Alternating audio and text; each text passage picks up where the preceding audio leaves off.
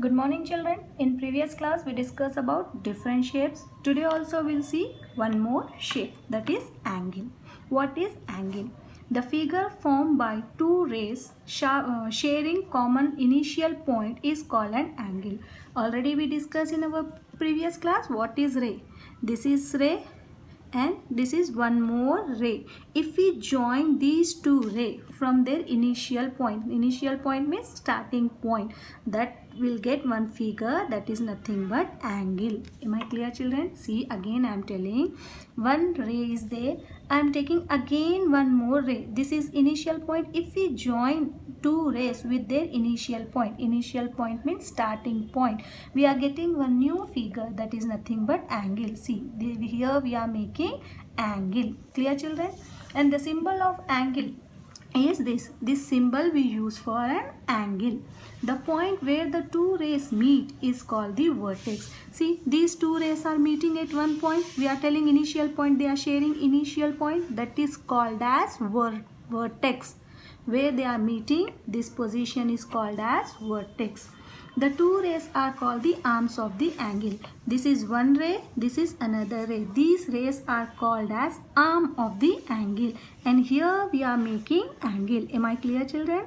Angle means when we join two rays, we will get one figure. We form one figure, that is nothing but angle. In angle, see, here we are making angle. The common point where the two rays are meeting, that is called vertex, and this hands of angle we can say, that is nothing but arms of the angle. It has two arms. Am I clear children? Example, you can say two hands of a clock. Clock two hands, did you observe children? They 9 o'clock, 12 o'clock, 3 o'clock, 6 o'clock, like that. See, they are forming angle. Two arms of a scissor, did you observe children? Scissor also, when you open the scissor like this, here they are making an angle. Are you getting my point children? Now two hands of a divider. Divider in your geometry box, did you observe children? Divider in this form. Here they are also making an angle. Bricks will be in this shape. See, this one and this one if you take, here it is making angle. This one and this one if you take, here it is making angle. These two sides or two line segments, you can say, two rays you can say, if we take, here it is making one angle, and here also it is making an angle. That means a bricks makes two or four angles. Clear children?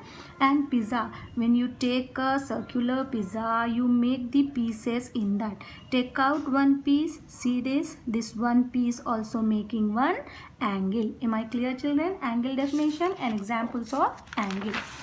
Now, interior and exterior of angles. What is interior and what is exterior? Let's see.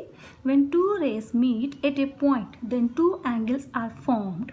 See, here we are joining two rays. Here one angle and outside one angle we are making. When we are making inside, that is called interior angle. When we are making outside one angle, that is called exterior angle. Clear children?